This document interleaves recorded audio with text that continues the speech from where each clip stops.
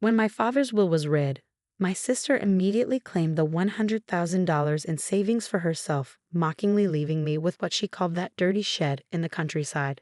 What she didn't know was that Dad, always the clever planner, had hidden something valuable in a secret compartment that would completely change both our fortunes.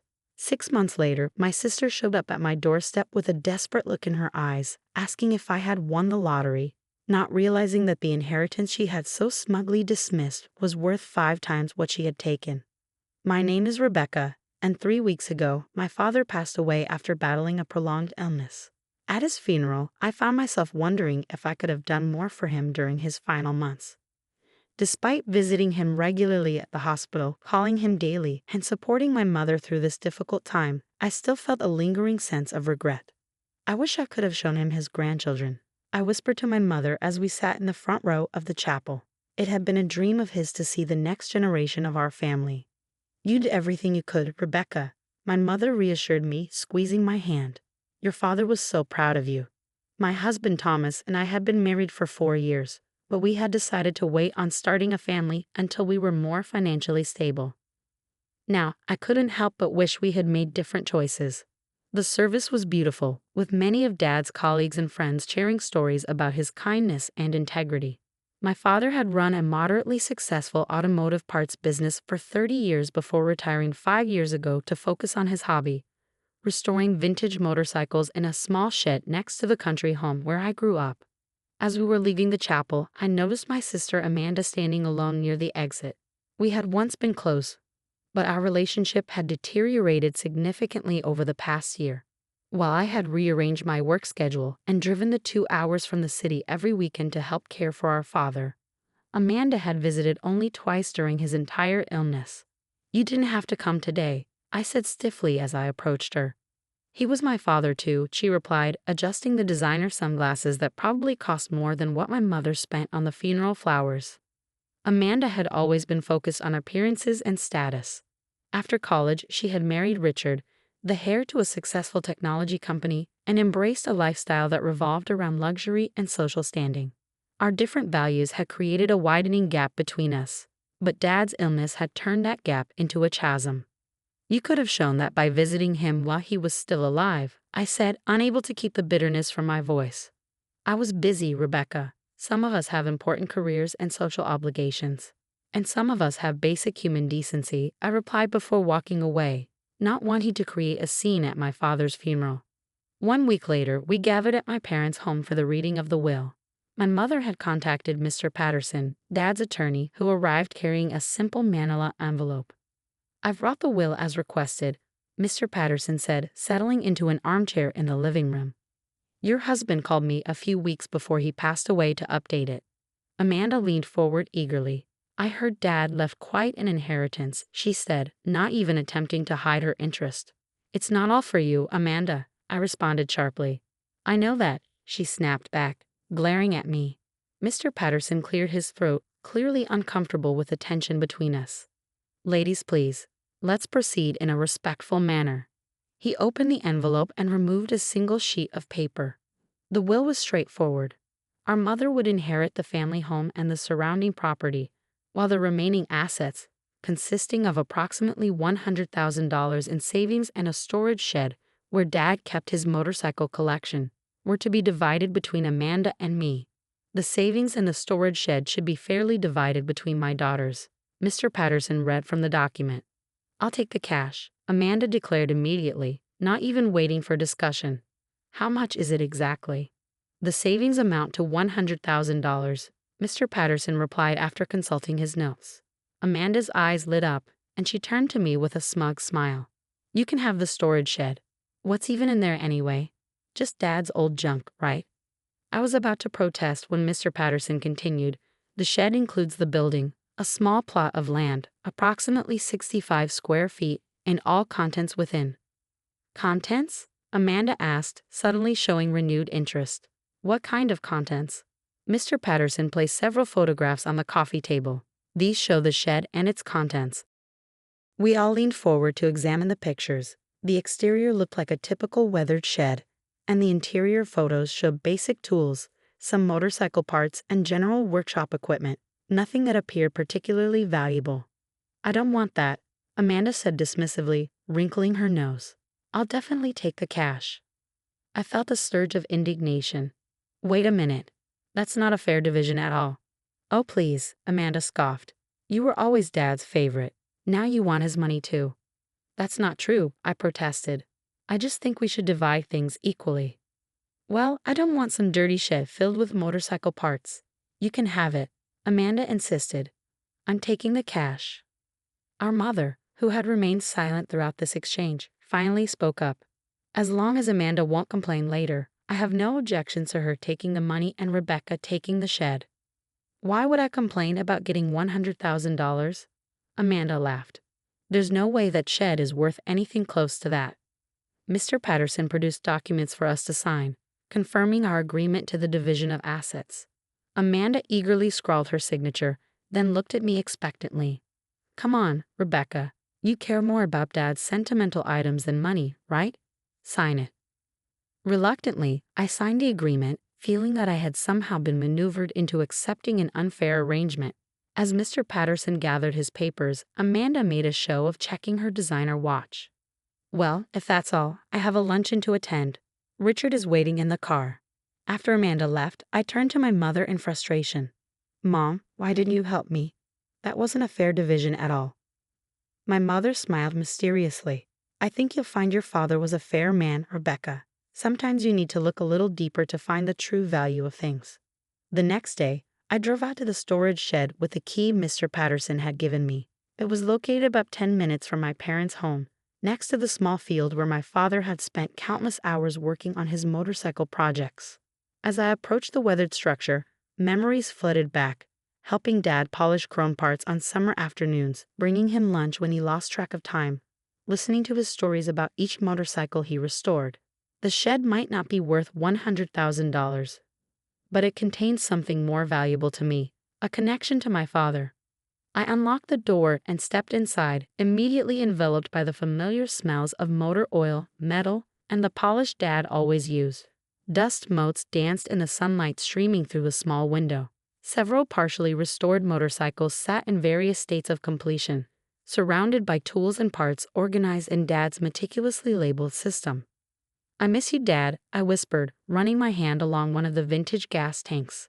As I moved around the small space, something felt odd. The interior dimensions seemed smaller than what the exterior of the building would suggest. I stepped outside and walked around the perimeter, counting my steps.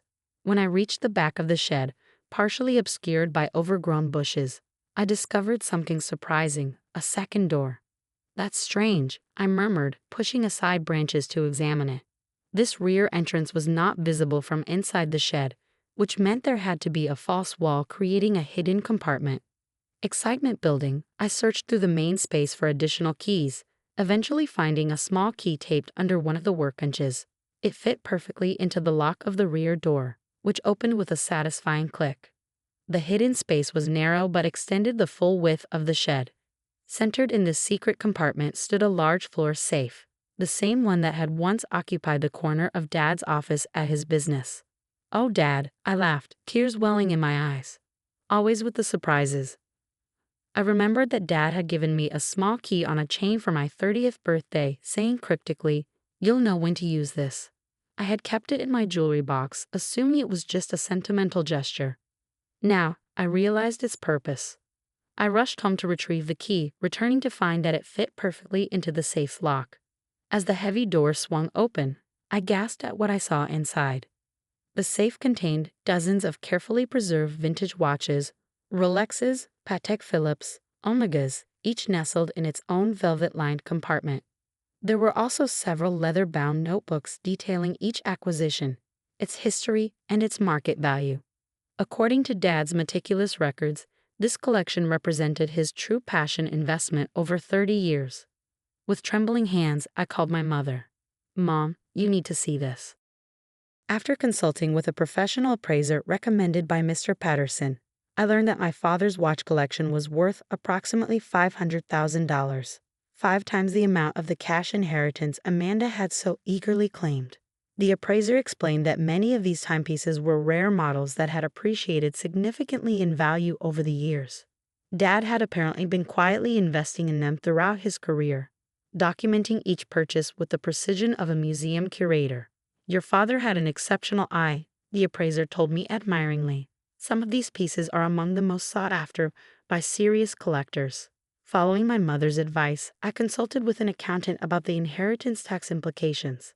He recommended selling some of the watches to cover the tax obligations while keeping the pieces with the most sentimental value. I kept Dad's everyday pocket watch, a modest Longines that had belonged to his father, along with a few other pieces that figured prominently in my memories of him. The rest I sold through a reputable auction house, using part of the proceeds to establish a scholarship fund in Dad's name at the local community college where he had taken business courses as a young man. With my financial future now secure, Thomas and I decided the time was right to start the family we had been planning. We also sent thank you gifts to the relatives and friends who had supported our parents during Dad's illness. Modest but thoughtful gift cards enclosed with handwritten notes of appreciation. 6 months after the will had been settled, I was surprised to find Amanda on my doorstep one evening, looking uncharacteristically nervous. "This is unexpected," I said, reluctantly inviting her in. "I was in the neighborhood," she replied unconvincingly, glancing around my living room with poorly disguised curiosity. After serving coffee, I waited for her to reveal the real purpose of her visit. She fidgeted with her cup before finally blurting out, "Did you win the lottery or something?" "What?" "No," I replied, confused by the question. "Then did Thomas get some huge promotion or bonus?" I shook my head. "Amanda, what are you talking about?" "Money," she exclaimed, her composure slipping. "You're suddenly spending money. Aunt Patricia showed me the expensive gift card you sent her. You're remodeling your kitchen. You bought a new car. Where is it coming from?" I couldn't help but smile as understanding dawned. It came from Dad's shed. "The shed? What are you talking about?" I explained about the hidden room, the safe, and the valuable watch collection our father had assembled over decades. Amanda's face paled as I detailed the collection's worth. $500,000, she stammered. "At least," I confirmed. The final auction exceeded the appraiser's estimates. Amanda sat in stunned silence, the implications sinking in. She had smugly claimed what she thought was the more valuable portion of the inheritance, only to discover she had received just a fraction of the estate's true worth.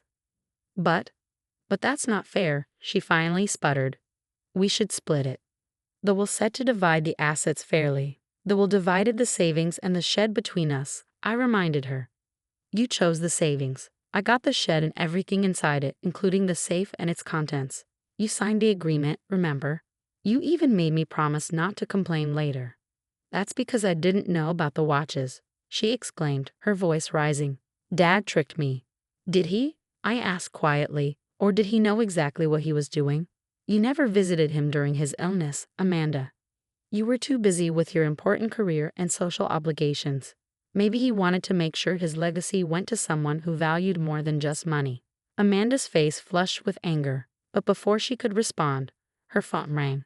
She glanced at it, then answered with obvious reluctance. "Yes, Richard, I'm still at Rebecca's. No, I haven't asked her yet. I know we need it, but—" She abruptly ended the call, looking embarrassed. "Ask me what?" I pressed. Amanda sighed deeply. "Richard's company is having some financial difficulties. We've overextended ourselves. The inheritance money is gone, and we have some significant debts. I was hoping you might help us out." "Let me get this straight," I said incredulously. "You took the cash, spent it all in 6 months, and now you want me to bail you out with the money from Dad's watches?" "We're family," she said weakly. "Isn't that what family does?" I thought about all the times I had driven to the hospital while Amanda made excuses, about Dad working tirelessly to build his business and collection while she dismissed his passion as playing with junk, about the choice she had made to value money over sentimental connections. "No, Amanda, that's not what family does. Family shows up. Family cares. Family values more than just dollar signs." She left shortly after, anger and resentment evident in every rigid line of her posture. Later that week, I learned from my mother that Richard had filed for bankruptcy and that Amanda was frantically selling her designer clothes and accessories to cover their basic expenses. New beginnings. 3 months later, as spring breathed new life into the countryside around my parents' home, I shared some news with my mother over tea in her garden. I'm pregnant, Mom. Her eyes filled with tears as she embraced me. Your father would have been so happy. I know, I said, feeling both joy and sadness. I wish he could have known. I think he did know, in a way, she replied thoughtfully. That's why he left you the shed and everything in it, to secure your future and the future of his grandchildren. Thomas and I had decided to move closer to my mother's home, purchasing a comfortable house nearby with part of the proceeds from the watch sale. We were converting one of the rooms into a nursery, painting it the soft yellow color Dad had always associated with sunlight and new beginnings. In our backyard, we built a small shed modeled after Dad's workshop. Inside, I displayed the pocket watch and a few other pieces I had kept from his collection, along with photographs of him working on his motorcycles. It would be a place where our child could one day learn of the grandfather they never met, but whose planning and foresight had helped shape their life. As for Amanda, I heard through family that she had found a job as an assistant in a retail store, a humbling change from her previous lifestyle. Richard had filed for divorce, unwilling to weather financial hardship with her. One afternoon, I received a letter from her, not an email or text, but an actual handwritten letter. In it, she acknowledged her mistakes and expressed regret for the way she had treated our father and me. She didn't ask for money or help, just forgiveness and perhaps, someday, a chance to be part of her niece or nephew's life. I placed the letter in a drawer, not yet ready to respond but willing to consider the possibility of reconciliation. Dad had always believed in second chances and the capacity for people to change. Perhaps, in time, Amanda would demonstrate that she had learned what our father had known all along, that the true value of an inheritance isn't measured in dollars, but in the lessons, memories, and love that sustain us long after material possessions have faded away. In the quiet of evening, sitting in the garden with my hand resting on my growing belly, I could almost hear Dad's voice. The best investments are the ones that appreciate with time, whether they're vintage watches or family bonds. Choose wisely, Becky, choose wisely. And in that moment, I knew I had.